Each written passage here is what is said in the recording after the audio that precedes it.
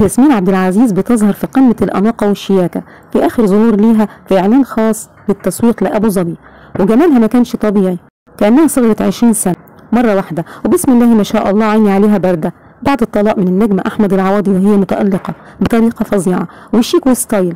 تعالوا أعرفكم كواليس الإعلان الخاص للترويج لإمارة أبو ظبي واللي اختاروها خصيصا من دون كل نجمات مصر. تابعوا معانا الفيديو للآخر وهتعرفوا معانا كل حاجة، وإيه سر تألق ياسمين عبد العزيز، هل هو حب جديد ولا مشروع جواز وارتباط من جديد؟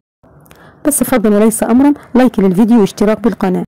تألقت النجمة ياسمين عبد العزيز واللي أصبحت ترند مواقع التواصل الاجتماعي والسوشيال ميديا بعد شاركتها في حملة إعلانية للترويج للعاصمة الإماراتية أبو ظبي، بعد ما قامت بجولة شاملة وزارت فيها مجموعة من أبرز المعالم السياحية والثقافية في المدينة الجميلة أبو ظبي. وظهرت ياسمين عبد العزيز بإطلالات مختلفة ونيو لوك كان مناسب لكل موقع قامت بزيارته، وكان من أهمها والأماكن التي زيارتها لمسجد الشيخ زايد، لمسجد الشيخ زايد الكبير. وظهرت ياسمين عبد العزيز وهي لابسة الجلابية الحجاب، وخطفت إعجاب وأعين الجمهور اللي كانوا معجبين بإطلالات ياسمين عبد العزيز وأناقتها وخفة دمها وحضورها المميز، واللي كان ليه طابع خاص وطابع جميل على المواقع اللي زارتها.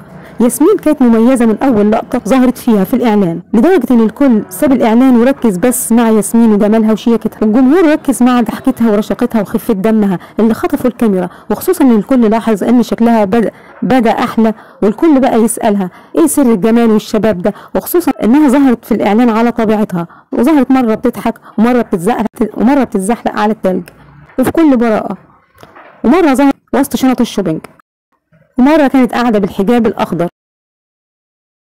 وكانت شبه الملايكة. الناس كلها كانت معجبة بالنيو لوك بتاع ياسمين عبد العزيز اللي خلاها أصغر من الأول وخلاها كاريزما. طبعا كاريزما مش محتاجة كلام.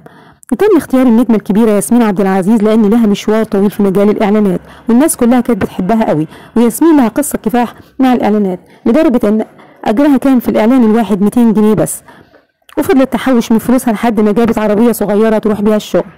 ومش بس كده، كمان كانت بتصرف فلوسها على نفسها وعلى أسرتها كمان، لحد ما دخلت مجال التمثيل من أوسع أبوابه، وأصبحت ما شاء الله من أجمل وأغنى نجمات الوسط الفني، وعدت ثروتها نص مليار جنيه. تاخد كمان في الإعلان الواحد أرقام فلكية. المتفاعلين على الإعلان علقوا تعليقات جميلة قوي، قالوا بسم الله ما شاء الله، نمسك الخشب من ساعة ما انفصلتي أنت والعوضي وحياتك أحلى وشيك نور وصغرتي 20 سنة.